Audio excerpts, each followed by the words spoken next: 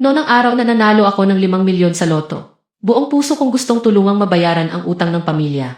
Pag-abot ko ng bank card na may premyo, tuwang-tuwa sina mama at papa. Sa wakas, giginhawa na tayo. Hawakan mo yung card. Lalabas na tayo para magbayad ng utang, di pa nga tayo naghapunan. Tapos si mama at papa. Isinama pa sina kuya, hipag at ang 5 taong gulang kong pamangkin. Pag-alis nila, hindi na sila bumalik.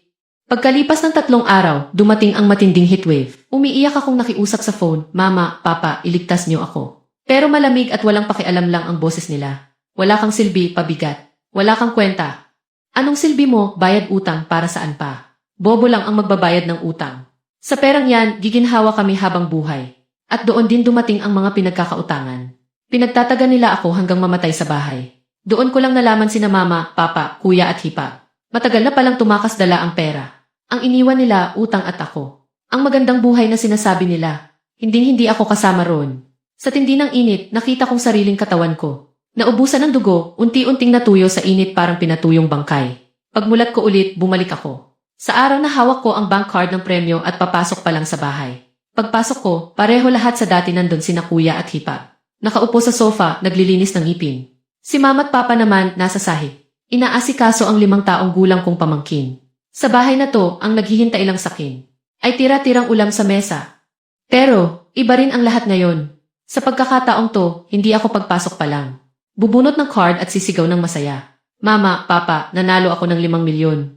Sa wakas mababayaran na natin ang utang kaya. Hindi ko rin nakita ang saya sa mukha nila. Ang narinig ko lang, iritang boses ng Hipa. Anong tanga ka Aryan sa pinto? Bilisan mo, ligpitin mo na iyong pinggan. Nakaharang, nakakairita tingnan. Si Kuya, tuloy pa rin sa paglilinis ng ngipin, tinaasan ako ng tingin. Bakit ang late mo ngayon, nag-overtime ka na naman? Nga, no. Malaki-laki overtime pay mo next month, di ba? Sakto, magbabayad na ng tuition si Xiaozu. Mag-overtime ka pa, para kay Xiaozu. Si Xiaozu yung 5 taong gulang kong pamangkin. Sa buong pamilya, si Mama lang ang tumayo at lumapit sa akin. Araw ng sahod mo ngayon, di ba? Bilisan mo, ibigay mo lahat ng sahod mo kay Mama. Marami tayo rito, naghihintay na may maipangluto. Sa isip ko, bumalik ang malamig at nandidiring boses ni Mama bago ako mamatay. Pabigat ka. Wala kang silbi. Anong silbi mo? Tinitigan ko silang lahat mga linta. Pinipigil ko ang nag-aalimpuyong galit sa loob ko. Maya-maya, pilit akong gumiti at inilabas ang phone. Ita-transfer ko na yung sahod, huwag kayong mag-alala. 3 araw pa bago ang heatwave na papatay. Bago iyon mangyari. Kailangan ko munang pakalmahin sila. Pagdating ng pera, agad na wala ang init ng ulo ni Mama. Sige na, may iniwan kaming kanin at ulam sa mesa. Bilisan mo kumain tapos hugasan mo na yung pinggan. Ewan ko ba, lalong umiinit araw-araw. Kapag di mo hinugasan agad, babaho yan. Hindi na ako nagsalita. Lumapit ako sa mesa at tahimik na. Tinitigan ang tira-tira. Wag na ngang karne, pati dahon ng gulay. Halos wala na. Huminga ako ng malalim, tapos tumingin sa 5 tao sa sala. Bigla akong pinapunta ng kumpanya sa out of town 3 araw. Ngayong gabi kailangan ko nang umalis. Mag-iimpake lang ako, aalis na ko agad. Nasa baba na yung sasakyan, naghihintay. Pagkarinig pa lang, sumabog agad si Hipa. 3 araw, sino gagawa ng mga gawaing bahay dito? Dami ng tao rito, pag di nalabhan isang araw, bundok na agad ang labada. Gusto mo ako gumawa ng lahat. Si Kuya, duda rin ang mukha. Hindi ba yung trabaho mo, hindi naman nagbibiyahe? Baka niloloko mo kami, Ma. Tingnan mo iyang pabigat na iyan. Siguradong may balak na iyan. Dapat pinakasal na iyan ng maaga. Para may makuhang dote. Sa tingin ni Kuya, puro pagkalkula parang hindi ako kapatid. Kundi isang produktong pwedeng ibenta. Isang bagay na may presyo. Kinuyom ko ang kamao ko, huminga ng malalim bago magsalita. May allowance tong biyahe. 3,000. Pagkarinig ng pera, agad na palitan ng ngiti ang inis ni Mama. Sige, bilisan mo na, mag-impact ka sa kwarto. Huwag mo patagalin, baka maghintay yung sasakyan. Basta may allowance, okay na. May allowance, ayos yan. Pagkatapos makuha ang kumpirmasyon, tumalikod ako at pumasok sa kwarto ko. Pagpasok pa lang, hindi ko na napigilan ang katawan ko. Nanghina ang tuhod ko. Bumagsak ako sa sahig. Mahigpit kong hinawakan ang bank card na may premyo.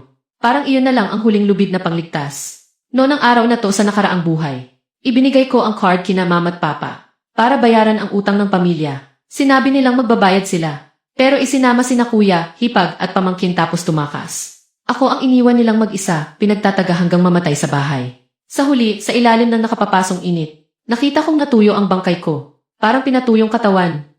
Habang naaalala ko, bumuhos ang luha ko patak ng patak. Mula pagkabata, alam ko nang mas mahal nila si kuya. Ang masarap para kay kuya. Ang maganda kay kuya rin. Noong nang lumaki na kami, hindi na nga nagtrabaho sina kuya at hipa. Lahat sila nakasandal sa akin sumisipsip ng dugo. Pati ang malaking utang sa bahay. Utang pala ni kuya sa sugal. Kahit ganon, kusang loob akong nagpakaalipin. Umaasang balang araw mapapansin nila ang kabutihan ko. Nabibigyan man lang ako ng kahit kaunting pagmamahal. Pero sa nakaraang buhay, hindi ko yon nakita hanggang mamatay ako. Nang maisip ko yon, pinunasan ko ng madiin ang luha ko. Pamilya, pagmamahal, lahat yon peke. Pera lang ang totoo. Matagal na akong nakatira sa bahay na to. Pagbukas ko ng aparador, ang kaya ko lang dalhin. Ilang pirasong damit na nanilaw na sa katagalan. Basta pinagsiksik ko. Sabag ang mga damit tapos lumabas ako ng kwarto. Pareho pa rin sila ng posisyon bago ako pumasok. Nang marinig ang pagbukas ng pinto, hindi man lang sila tumingin. Si Hipag lang ang malamig na nagsalita. Pagkatapos ng biyahe, bumalik ka agad. Ang dami pang trabaho rito. Huwag kang mag-iisip magtago sa labas para tumakas. Hindi ako sumagot. Diretso akong lumabas ng bahay.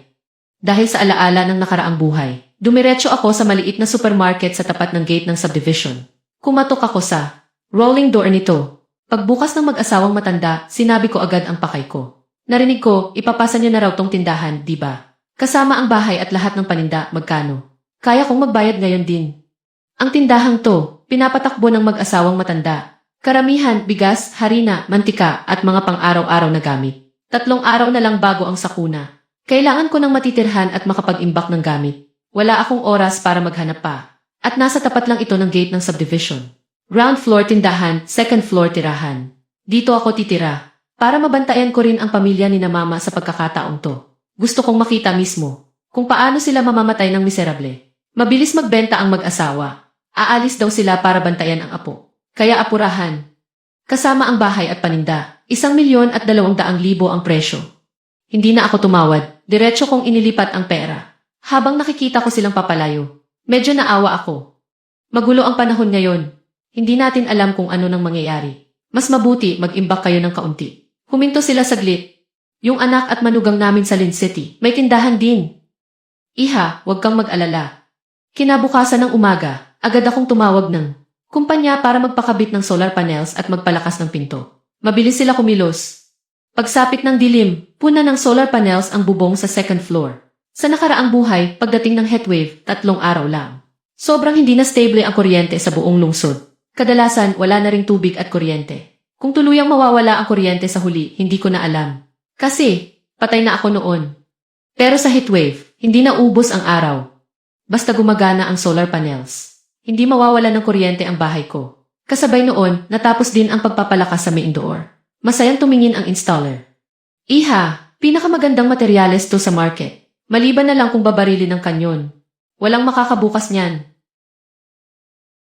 At yung balcony sa second floor. Pinalitan ko na rin ng bulletproof na floor-to-ceiling glass. Dito, panatag ka na. Tumango ako.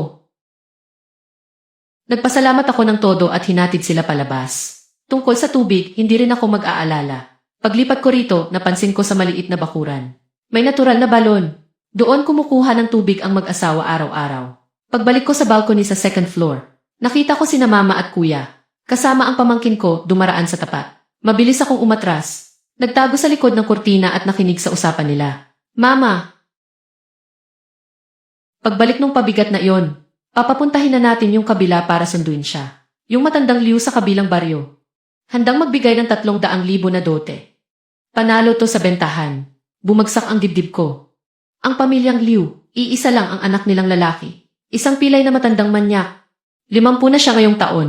Yung dati niyang asawa, binugbog niya hanggang mamatay.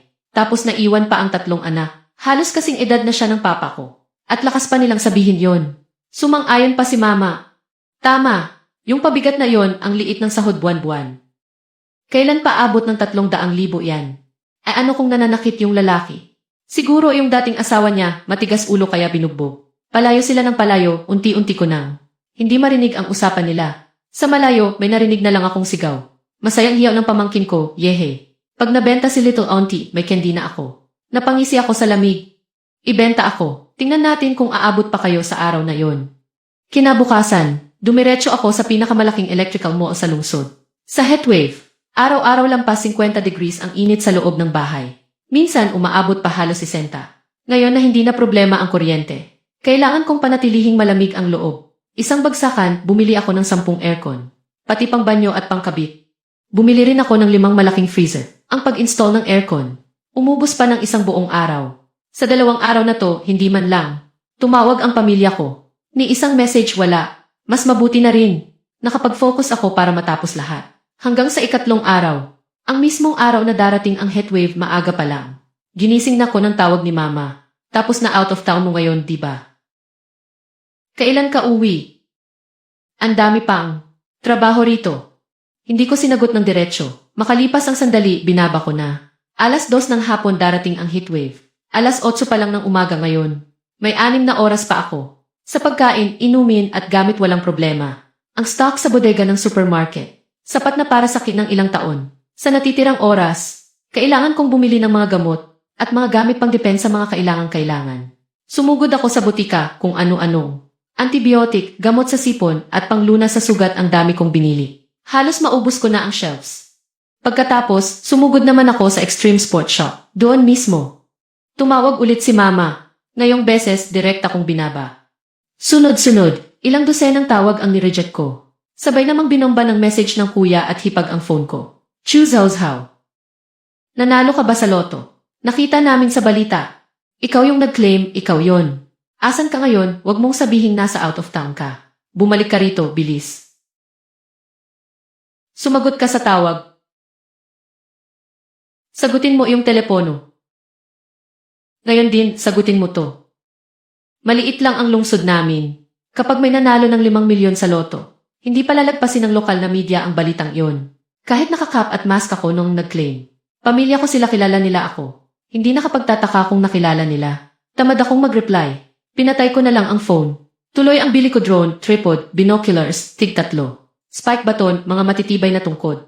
Kung ano-ano, sa limitadong oras. Sinikap kong bilhin. Lahat ng naiisip kong kailangan. Pagtingin ko sa tambak ng gamit, tumawag ako ng Lalamove haul truck at ipinahatid lahat pa uwi. Naipasok ko lahat sa bahay. Habang isasara ko na ang rolling door ng tindahan. 1 segundo bago tuluyang sumara. Nakasalubong ko ang tingin ng isang pamilyar na tao sa gate. Si Chuya Zhu. Pagkakita niya sa akin, bigla siyang sumigaw ng malakas. Little auntie, nandito.